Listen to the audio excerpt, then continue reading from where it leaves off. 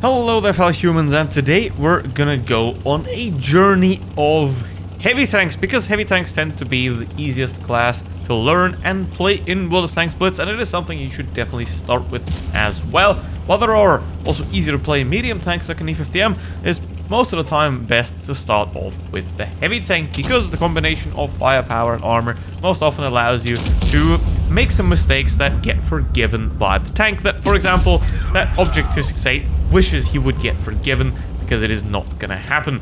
So what we have here is we got the one and only in the 60 TP in the first replay, and the 60 TP is, I think, one of the best beginner tanks in World of Tanks Blitz. Why? Because the tech tree of it with the 50 TP, the 53 TP is very easy to play, very easy to understand, but they're also very good vehicles. The 53 TP is one of the best tier 8 tech tree heavies in the game, so you have a very good basis there, and pretty much they all play the same. So you'll know how to play the tier 10 from your experience in the tier 8 and tier 9 as well. So this is a very great beginner tank right here. That doesn't mean that it's not capable, however, in the hands of a great player as well. But we'll get later to vehicles that are a lot harder to play, like the FE215B, because that is a whole different level. And that already shows that heavy tank isn't equal to heavy tank. Just because the vehicle is in the same class doesn't mean it plays the same. So with this vehicle, the one thing that you have to watch out for is that you have to play this vehicle in a way where you don't get yourself surrounded by enemies, because the front is very good, the turret is great, however it is a quite large vehicle, which means that if you get surrounded, if there's someone at your side, the sides of this tank are not really that thick, so you can get penned and you will be destroyed very easily. Now, one and only's teammate here, the platoon mate, is already gone, and it is a 3 versus 5. So what you want to do here is preserve your hit points till the end. You don't want to be on 100 hit points in a situation like this. You want to be on full hit points, because that 215B 183 is a one-shot. The Jagdpanzer can also be a one-shot, and that's what you want to go for. Use the tungsten shells there if you're using those. It can give you a little bit extra alpha damage to be sure to finish off an enemy right there. However, here we have another 60 TP reversing together, and now we're going to aim right below the turret, because that's where the ammo rack on the 60 TP is. And this vehicle's ammo rack is somewhat weak, and the 60 TP's pretty big gun is quite good at blowing up ammo racks if you can find them. For example, the IS-7's ammo rack is also behind the front upper plate, which means if you fire through there, you have a decent chance of damaging its ammo rack as well. For example, where the Maus, if you fire right below the gun on its side, you're pretty much very likely to take out the Maus's engine. So a few detailed knowledge of modules can be quite useful. You don't have to know the modules of every tank, but you should have a little bit of a knowledge of where some modules are, where you can get an ammo rack on certain vehicles. For example, the 215B later, it is very likely to be set on fire if you shoot through the lower plate. But now there is a problem, and this is exactly what we want to avoid: getting surrounded in the 60 TP. That's what we don't want to do. So here is the IS-7. Gotta finish him off and destroy him, and the Sheridan bounces off the side of the turret, because obviously this is not where you want to be as the Sheridan. This is a terrible position play by the Sheridan here. He got himself stuck up against the wall. Jesus Christ, how bad can you be? And he can't pen, obviously, the very well armored front of the 60 TP's turret. Now he somehow managed to free himself, and he's gonna try to get away, but there's no chance it's actually gonna happen. And this is what you want to do if you're in a fight in a heavy tank like this against a light or a medium tank. You want to drag them in close. You want to pin them to some place. You don't want them to surround you, and you want to pin them in one place. So that is the 60 TP. Very easy to play, very easy to pull off, really, and quite beginner friendly as well. Very nice Kolobanov's medal right there, because the enemy team could have played better, but in the end, the one and only did end up winning it all. And now we move to the VK90. And it also goes up in difficulty, because, well, the VK90 has similarly good armor. The turret is at the rear, which makes playing it a lot more complicated, because to get around the corner, you would always need to peek with your weak half first. However, that makes this thing excellent at side scraping, which is pretty much the one thing that it is best at, because, for example, something like a VK72 or an FE215B aren't actually good at side scraping. However, this thing is excellent at it, and that combined with the very good turret on this tank that you can make even more effective by moving it back and forth, by wiggling it if someone's trying to aim at you, then this is going to be a very well-armored vehicle that works well in city situations, in heavy tank situations right here. Now, what you want to do, if you're that KPZ-70, is pay attention to the game, because if you don't pay attention to the game, you're just going to get shot in the side right there. If you pay attention to the minimap, most of the enemy team has moved to the medium side, which is generally the better side on this map, and that's a Jagdpanzer E100 shell straight to the cupola of the VK90 that it still has, so it's not perfectly well armored, especially against the Jagdpanzer E100, which has a lot of penetration. But now, what is very essential here is to get rid of that Jagdpanzer as quickly as possible. You gotta use premium rounds here through the superstructure, which Milo Rhodes is doing to perfection right here. And the Jagdpanzer did bounce his second shell of the VK90 because keep the vehicle moving. This is one of the most essential tips for heavy tanks and at any other type of medium. Keep your vehicle moving, keep it wiggling. Look at that, the KPZ shot into the track instead of the lower plate there because of the angling done. Keep the vehicle moving. Obviously, while you're trying to aim, you might pause for a bit, but try to make sure that when you're aiming, you're in a position of safety. So now we have the KPZ, who's a bit of a problem. You don't want to push too far because there is the 113 right there that you don't want to give an avenue to shoot at. And the enemy team has a big advantage already with 2 tanks ahead. And here comes the WZ. It's only the tier 9, and he seems to have either a very stock crew or bad parts because he's just very slow at traversing. This is not how slow that vehicle is, and he drives straight into the front of the VK90. That's where you want your enemies to be, straight in front of you, because the upper plate on this vehicle is excellent. And just like the Sheridan on the 60 TP, that WZ did not know how to engage heavy tanks whatsoever. The best thing you can do is be further away than 10 meters from a heavy tank. If you're closer than 10 meters to a heavy tank, the heavy tank has all the advantages, pretty much. Unless, obviously, you're in a light tank and you're flanking, circling around the heavy. But then, if you're in the heavy, what you want to do is want to get your ass up against hard cover, like a house, like a wall, so to prevent the enemy from actually circling you. Now, it is a 3 versus 4. Luckily, 2 of them are pretty much one-shots, so that is going to be very easy to pull off. And the VK90's accuracy is good enough to sling a shot into the ST1. And now the ML, he's not going to be achieving much because he's going to be finished off very soon. And now the Concept 1B is the big threat. Also, very important thing, identify the biggest threat. It is a 2 versus 3. The 183, he's still reloading. Ouch, that's gotta hurt right there. Big shot from the Sheridan down to a 1-shot. How is this gonna happen? Keep the vehicle wiggling back and forth just like that. And the Concept bounces. The 183, meanwhile, manages to finish off the ST1 and now wiggle the vehicle back and forth. Concept 1B is trying his best to shoot at the lower plate of the VK90 because that's the best place he can pen. However, he doesn't do that, and now Milo moves forward. The Concept is a very small tank, but he's not able to shoot into the lower plate right here, and he bounces again. Now, obviously, the problem is the Sheridan's still active. The Sheridan's still roaming around, so while you're face-hugging the Concept right here, you still have to pay attention to where the Sheridan's going to be, and the Sheridan somehow bounces off the side of the turret. The Concept 1B pens his next shot and puts Milo down to 22 hit points right here. So where is the Sheridan? The Sheridan has to close the distance and get a shot because now the Concept 1B is getting him turned around. If the Concept bounces here, there's a big problem. But the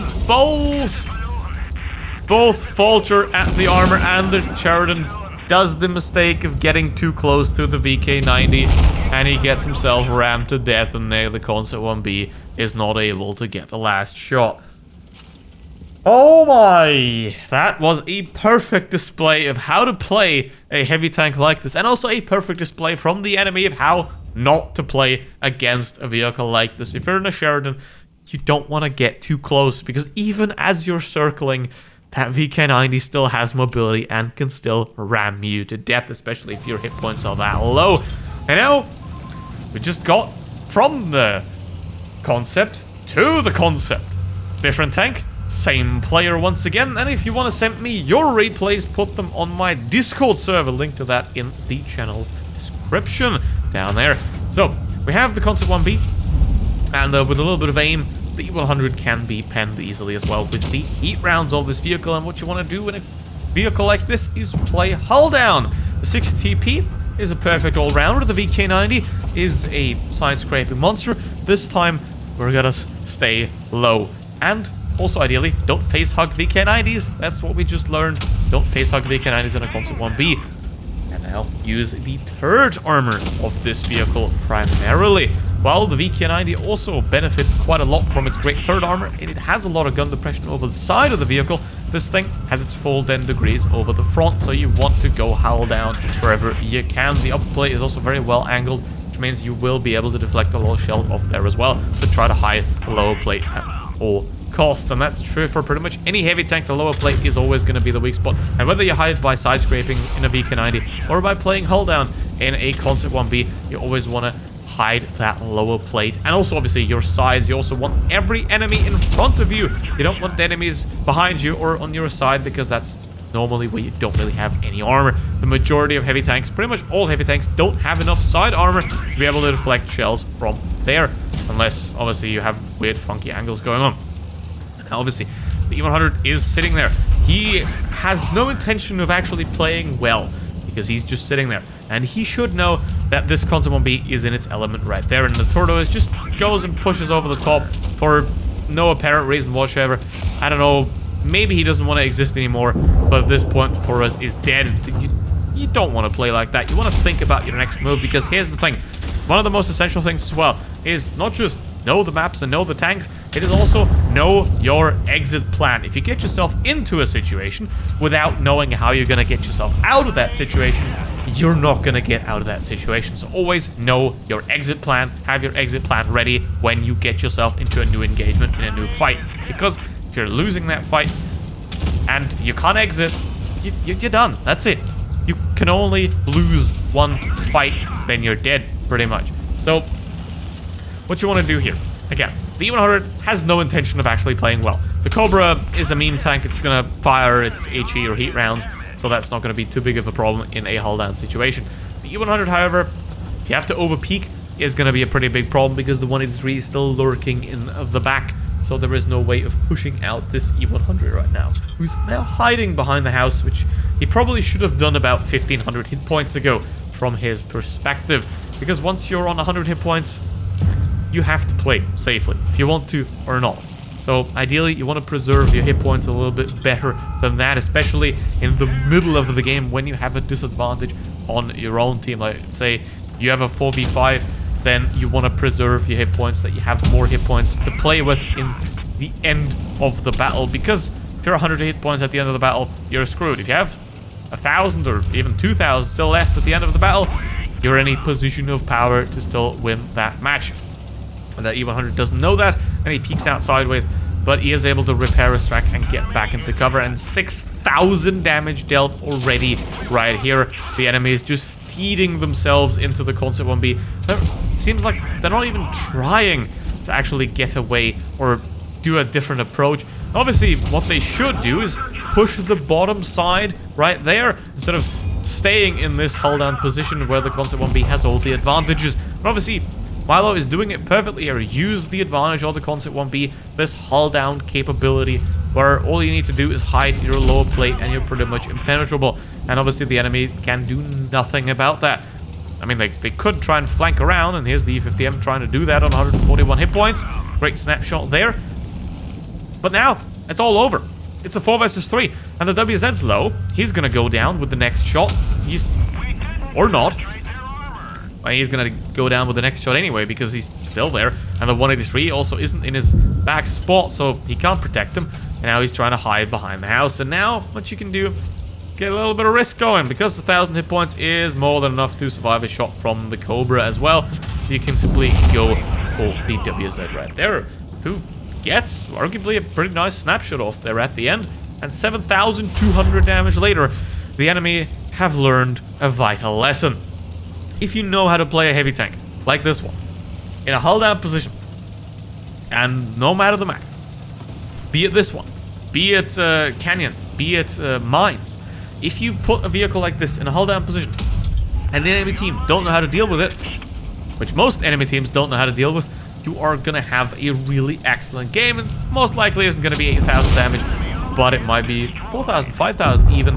And the I-7 and the WT exploded because they seemingly were AFK. So, god damn, what a battle. And it does show that you do need a little bit of brain to play hull down, but you need a lot more brain to defeat a tank this powerful in a hull down position. And if that battle right there gives you an interest in this type of vehicle, researching the T125 is a great option to get after, for example, getting yourself a 50 TP, 60 TP as well. I mean, you can also start with the T125 if you want to do that. That is still within the realm of relatively easy to pull off. However, now we get into the realm of how the heck do we play that?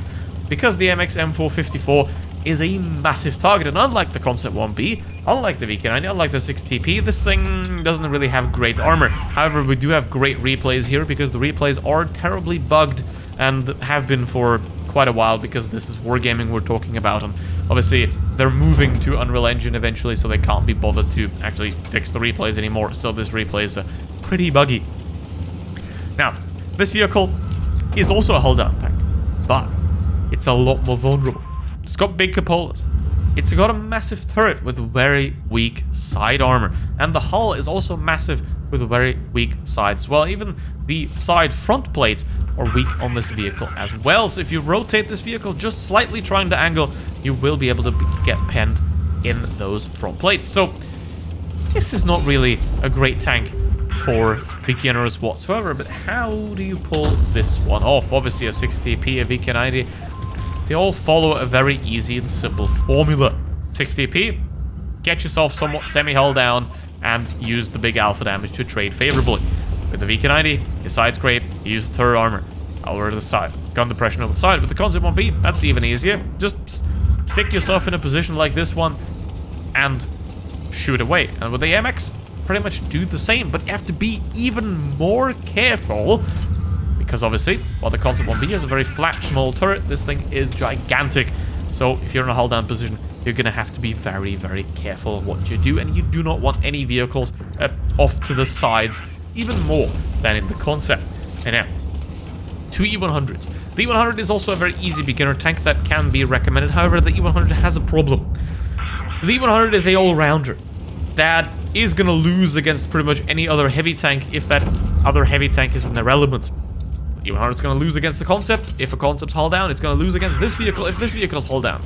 So, while the E100 might be a decent beginner tank, it is going to lose out against the majority of other heavy tanks if those other heavy tanks are played the way they're supposed to. So, keep that in mind. That's why I recommend a 60 TP or a T125 as well.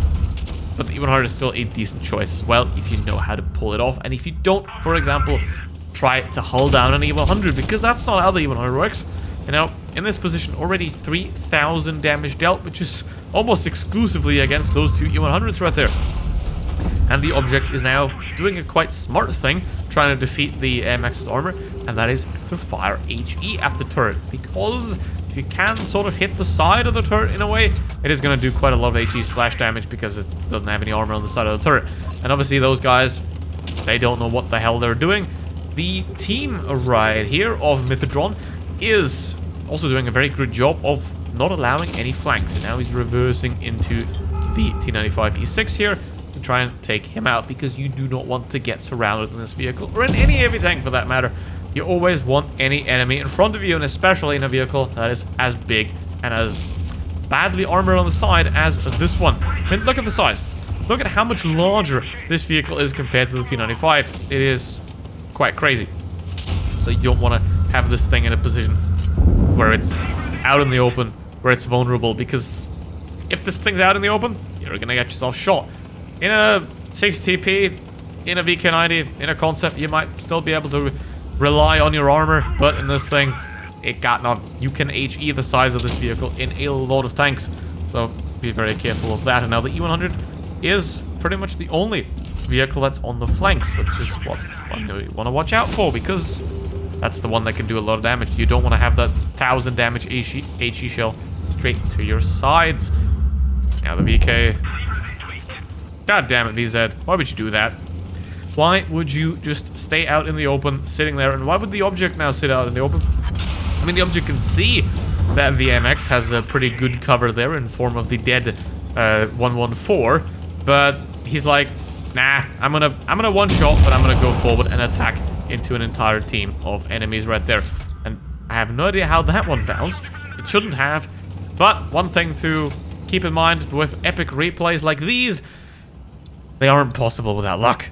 Just like the VK90 replay also wasn't possible without luck. But that is 6,000 damage here already. The E100s basically have just been hit point punching bags the entire time, and that's not what you want to do in a heavy tank. You want to be the one that's active. You want to do the game-deciding moves. You don't want to sit in a corner and get penetrated and penetrated and penetrated over and over and over again. That is not what you want to do whatsoever in your heavy tanks. But those E100s, they don't know how to play their heavy tanks. They're just sitting there waiting for themselves to get wrecked. And now, there's the Grill left alive who's trying to run away, but he's not going to get very far because the MX does have some decent mobility to get around the map.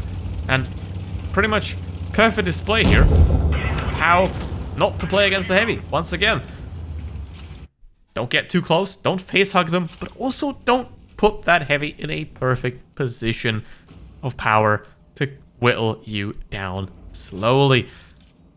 Now, we've had the side scraping. We've had the general passive play in the 60 TP where you preserve your hit points and you use the alpha damage to get favorable trades. Now we also have the hull down of a vulnerable vehicle like the MX M449 54. Wrong tank. I mean, the M449 works the same way as well. So now we get to know that. Now we get the FE215B and a replay by me, which is, you're going to be able to see that very quickly by how badly it's actually played, that it is my replay indeed. So what we have here is the 215B, which has one defining characteristic. It's gun, which is excellent. The armor on this thing is pretty much worthless. Mobility isn't really that good. It is heavy tank average. But this is a very accurate gun with also good HE rounds as well. And the armor on this thing is very bad unless you're that 113, which can't aim properly. And you can also use the turret to a certain degree. The front plate's also quite thick if angled at a bad angle like this one towards the WZ, who's just peeking out sideways instead of side scraping.